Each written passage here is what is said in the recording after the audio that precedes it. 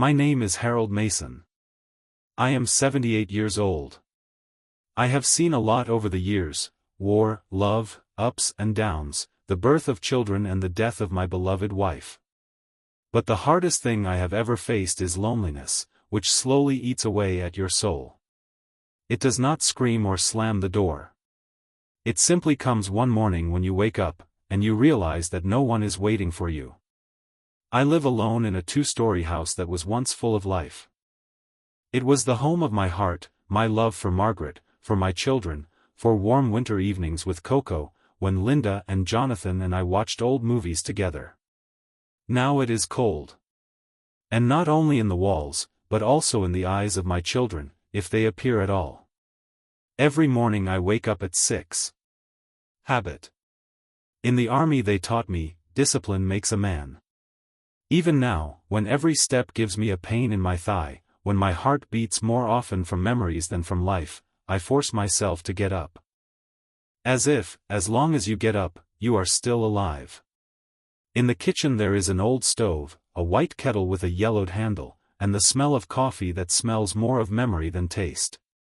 Once upon a time, children would run to me with stories about school, grandchildren would call before Christmas.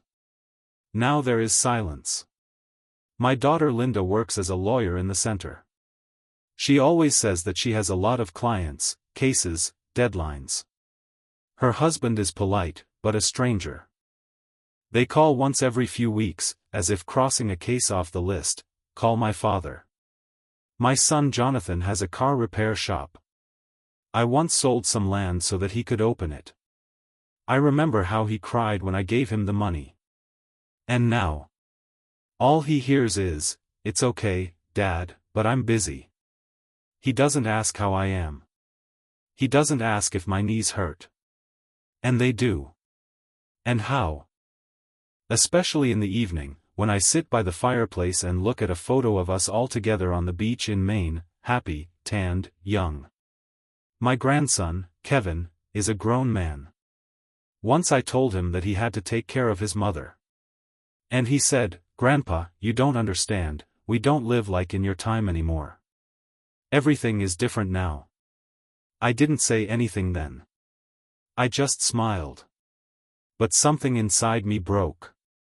Because I understand, it's different. But respect, love, humanity, do they have a statute of limitations? I began to notice how people on the bus look past me. Young people don't give up their seats. In line, they pass me by as if I were invisible. At the store, the cashier shouts, "Next." Even though I haven't even put the groceries away. Doctors, last time I lay in the waiting room for an hour. The nurse said, "There are a lot of old people now, be patient." I have never complained about life. I worked all my life, paid taxes, raised children, looked after sick Margaret until her last breath. But today I ask myself, what went wrong? Maybe I gave too much? Maybe I should have worked less and hugged my children more? A few weeks ago I found an old diary in the attic. I wrote it when I was young, then the fire burned inside me. The first page, clearly, calligraphically, the main thing is to leave behind an example, not wealth. And now I sit, look out the window and think, what example have I left? What will be my legacy, not monetary, but human? These thoughts do not give me peace. I know, it is not too late to change something. But the question is different: does anyone still want me in their life? And this is precisely my intrigue. Because one day I found an old letter that changed everything. But more about that later. I often think back to the past. Not because life was easier. No. It was harder, but more real. Back then, in that past, I felt like I was part of something bigger. I built, I created, I believed. I was 20 when I joined the army. It wasn't my choice. At that time, almost every young man went to serve. But I was proud of my uniform, proud to be part of something bigger. I wasn't just carrying a gun, I was learning to be a man. And it was there, in the scorching Texas heat, that I first wrote a letter to Margaret. We met in high school. She sat in front of me in English class, with red curls, the smell of vanilla, and a book by Steinbeck in her hands. She was different. And I fell in love. In the army, I wrote to her every week, and she wrote back. Her letters were my escape from the harsh reality. After my service, I returned and offered her my hand. We got married in a small church, without luxury, but with a big dream. I started working at a factory, then became a foreman, later a shop foreman. We bought a house, planted a garden, and every morning I woke up with the feeling that I was creating our tomorrow. When Linda was born, I couldn't hold back my tears. She was like Margaret, just as determined and quiet. 2 years later, Jonathan appeared, strong, loud, with disheveled hair. I gave them everything I could: education, a roof over their heads, an example. We weren't rich, but the main thing we had was trust and work. Every Saturday I took the children to the park. We had picnics, played baseball, caught butterflies. I remember the first time Linda fell off her bike and I ran to her as if the world had stopped. She said, "Dad, I'll do it." And I knew she would grow up strong. Margaret and I taught our children to be honest, to work for their dreams, to respect their elders. I put my heart into it. Not just with words, but with example. Even when I was exhausted after a 12-hour shift, I found time to sit down for dinner together. We talked, argued, laughed. I remember teaching Jonathan how to change the oil in the car. He was a teenager and said that this was not necessary, because in the future everything would be automated. But I told him then, a real man should know how to fix something with his own hands. He remembered. I thought, forever. In those years, I was respected. At work, I was listened to. In the city, I was greeted. Even at church, the pastor asked for my advice. I was someone. And now, just a memory. And the question torments me, were all these years, all these lessons really heard? But there is one thing that I will never forget: how I taught Linda to read. She sat on my lap, holding the book, and I ran my finger over the lines. Her eyes were shining. And I said to myself, "You're not rich, Harold. But you're going to leave something important behind." Did that come true? I don't know. But it's these memories that keep me going when the evening comes and the window reflects only my aging face. The hardest thing is to realize that you have become superfluous. That you are no longer expected, not asked for advice, not invited to visit. And the most painful thing is when this indifference comes not from strangers, but from the closest people. Last fall, I called Linda. I said that I was a little sick, my heart was pounding, my leg was not obeying. She replied, "Dad, I'm at the office right now, I have a meeting with a client. I'll call you later." Later never came. I waited for the call until nightfall. Then I decided that I didn't want to be a burden. I took a pill, wrapped myself in a blanket and just lay there. I looked at the ceiling and asked myself, when exactly did I become inconvenient? Another time I wanted to visit Jonathan in his workshop. I brought him a pie. I remembered that he used to love apple pie. When I went in, his employees looked at each other. One of them even asked, "Are you an Uber Eats delivery person?" Jonathan came out, said quickly, "Dad, couldn't you have warned me? We have an emergency." I stood there with the pie, silent. And you know what the worst part is? He didn't even invite me in. Just, "Thank you. See you later." And Kevin. My grandson. A guy with good potential. But he's changed. He's become cold. Last Christmas I bought him a watch, an old one, made of brass, that my father gave me. I've kept it all my life. Kevin unwrapped the package, looked at it and said, "Cool, but I wear an Apple Watch." And put it away. Like an old toy. I remember sitting at a bus stop near the library. It was raining, the bus was late. Two women were discussing new TV shows nearby. When I politely asked what time it was, one of them snorted, "What, you don't have a smartphone?" and turned away. I was invisible. And there was no anger in that look. There was indifference. And it was worse than contempt. I was trying to find myself in a new world. A neighbor down the street said that there were computer literacy courses at a center for the elderly. I signed up. At the first class, the teacher, a guy, about 20, spoke quickly, used slang, and didn't listen to anyone. When I asked him to repeat himself, he rolled his eyes. "We're not in kindergarten." I left after the second couple. I felt that this wasn't for me. Not because of the technology. Because of the attitude. The medical system? Not any better. When I lost consciousness in the supermarket, they put me in the waiting room. The doctor asked, "Did you come yourself? Are any of your relatives here?" I answered, "I'm alone." And he wrote something down in a folder. Only 3 hours later did the doctor examine me. No one asked how I was going to get home. I walked, holding on to the wall. Sometimes I look in the mirror and don't recognize myself. Once I was a father, a husband, an employee of the month, a mentor, a friend. Now I'm just an old man with a set of illnesses and memories. Even in the church where I once gave Bible readings, there's a new pastor. They don't invite me, they don't ask me to speak. They say I need to renew the audience. My heart hurts not from illness, but from emptiness.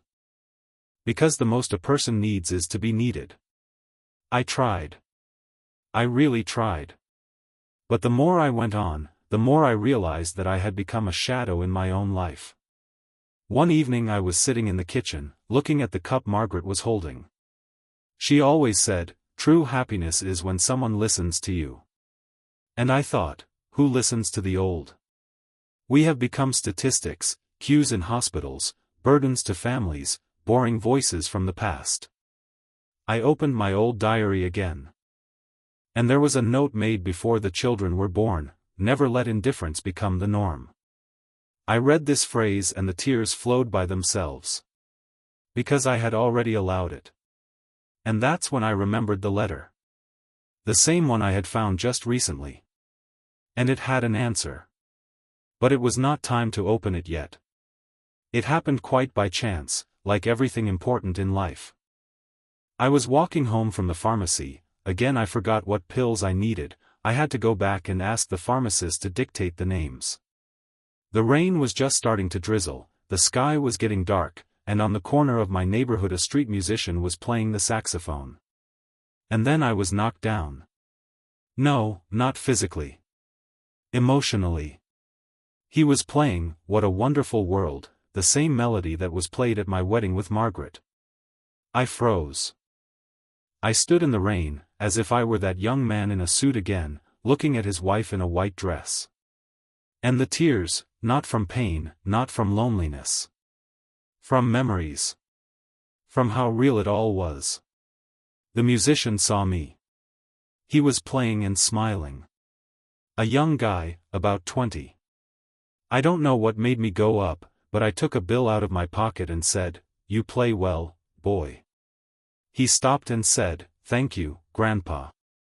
This is for my mom. She loved that song." We got talking. His name was Michael. He studied at a music academy, lived in a dormitory.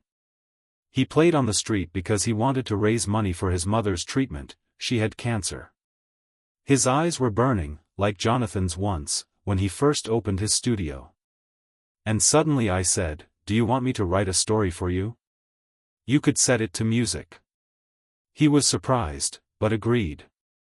We sat on a bench. I began to tell him about Margaret, about our walks by the lake, about the night when she said, "Harold, if you ever get lost, look for me in the music."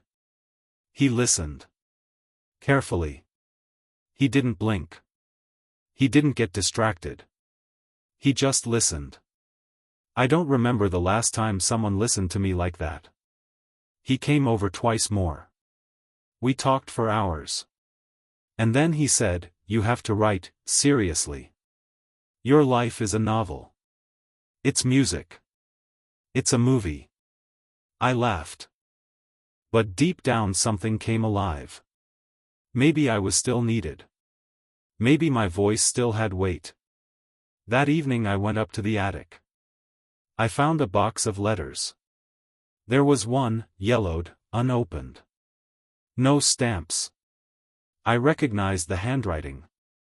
It was a letter from Margaret. She had written it a few months before she died and left it in my desk drawer. "My dear Harold. If you're reading this, it's time. It's time to stop being silent. You've always been strong, reliable, but sometimes closed. Don't be afraid to speak up. Don't be afraid to live. The world has changed, but love hasn't. Tell your story. And remember, raising a child is not just about giving them an education and a roof. It's about teaching them to be human. With compassion, with respect. If our children don't remember this, remind them. With love, your Meg." I sat holding that letter and cried. Not out of pity. Out of understanding. I had been silent for too long.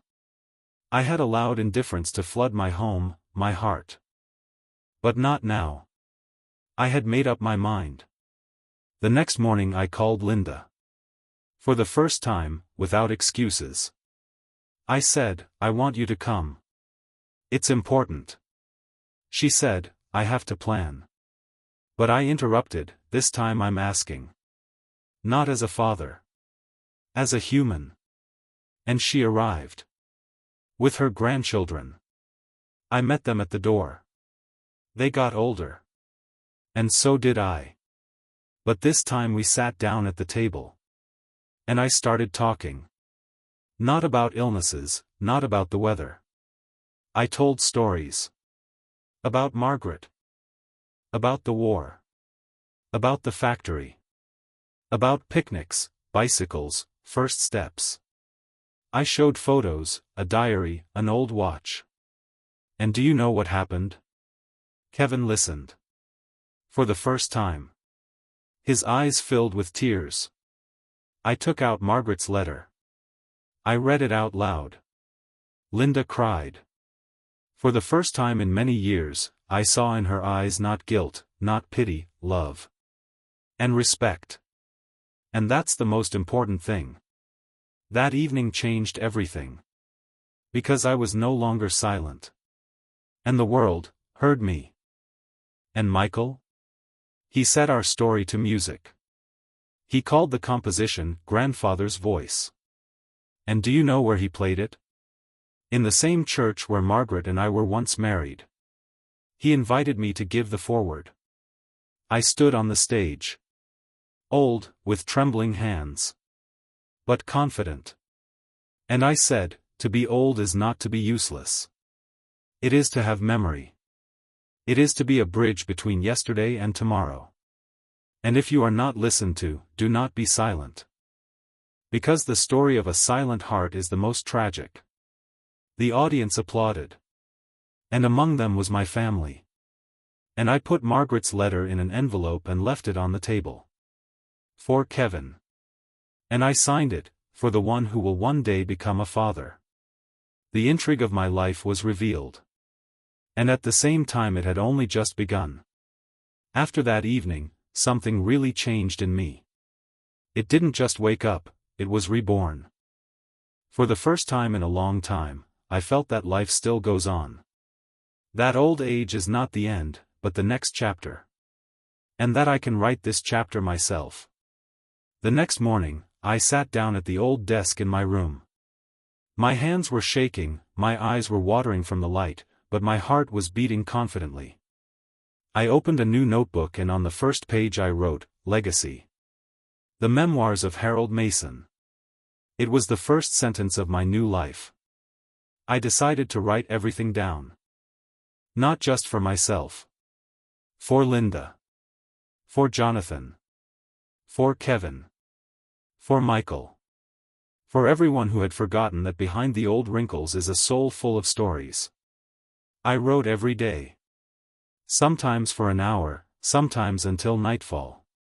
I wrote about my childhood in a rural school, about the war, about my first love, my first paycheck, the first blow of fate. About Margaret. About our children. And about how the world has become fast and indifferent, and how I tried not to get lost in it.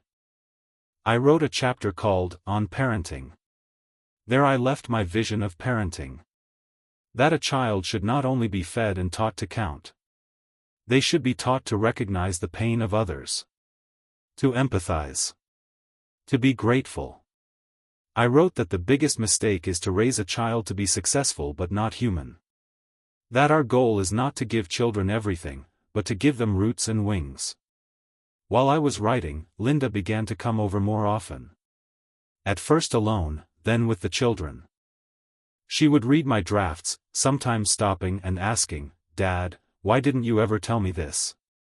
I would simply answer, because there was no one to listen. And now there is.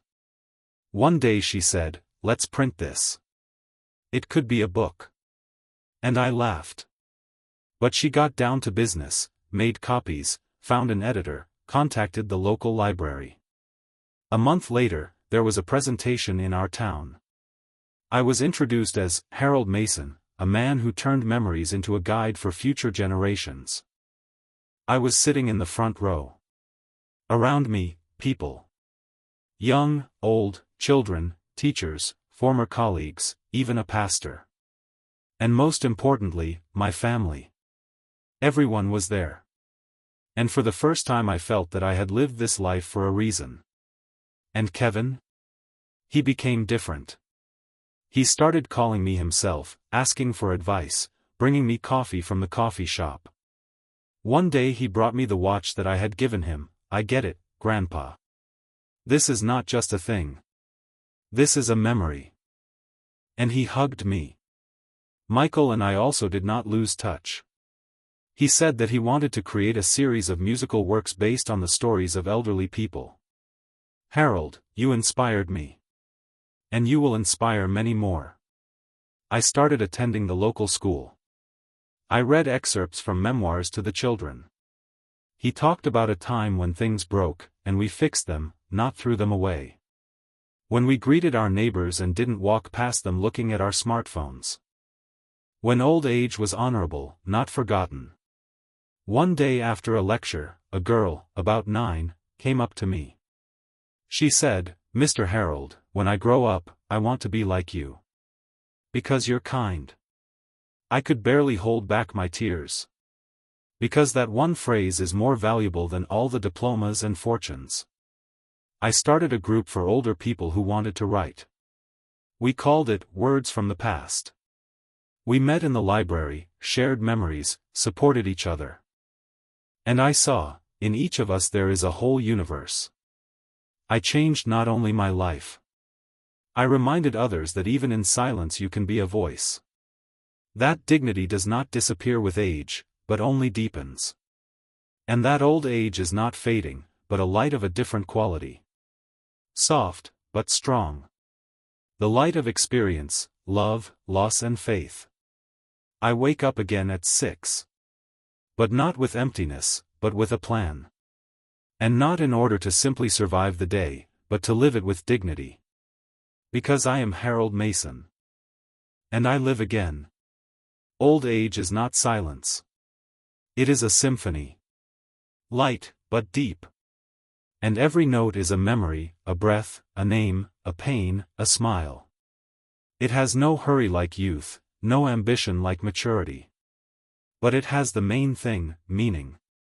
The one that comes only with the years. And I finally understood it. I no longer worry that children don't call every day. I know, I reminded them who they are. And now they remember. I am not offended by society. I decided to be an example. To be the voice of those who are still silent. And I am proud that I managed not to fade away, but to flare up again. Life is a chain. And each generation adds its own chain. But if we don't pass on experience, don't talk, don't write down, don't hug, the chain breaks. My task is not to allow this. I have learned to forgive myself for silence, children for absence, society for indifference. Because anger is a burden, and I already carry enough. I want to leave a light behind me. And I will. I want to turn to the young. Don't pass by the old. Don't look at them as a shadow of the past. Because each of us is a book. Don't close it, even if it's yellowed. Read. Listen. Ask. Because that's where the answers to your questions are. I want to say to parents, you're not just raising children. You're raising future parents, partners, citizens. Don't just teach them to count, teach them to appreciate. Don't just feed them, inspire them. Don't just control them, embrace them. And remember, your love is the foundation. Without it, even the most successful child will fall. When I look out the window, I no longer see loneliness. I see a garden. The one that Margaret and I planted. Some trees have withered, some have grown big. But each one was planted with love. So it is in life. Not everything will survive. But if you sow with goodness, something will surely sprout. I don't know how much time I have left. But I know that every day has meaning. That every word has weight. And that every face deserves respect. I believe that love is the most powerful thing we can leave behind. And that letter from Margaret. I gave it to Kevin. The day he said, I want to be a good father, like you. Then I realized, I had not lived in vain. This story is not just mine. It is the story of all of us. And if you have read this far, then you are ready to listen. And this is the first step to change. Remember, old age is not a sentence. It is a chance. A chance to say something important. A chance to give love. A chance to change the world, at least for one grandchild. And that is the whole universe. With respect, love and hope, Harold Mason. Subscribe and like. And tell your friends about this video.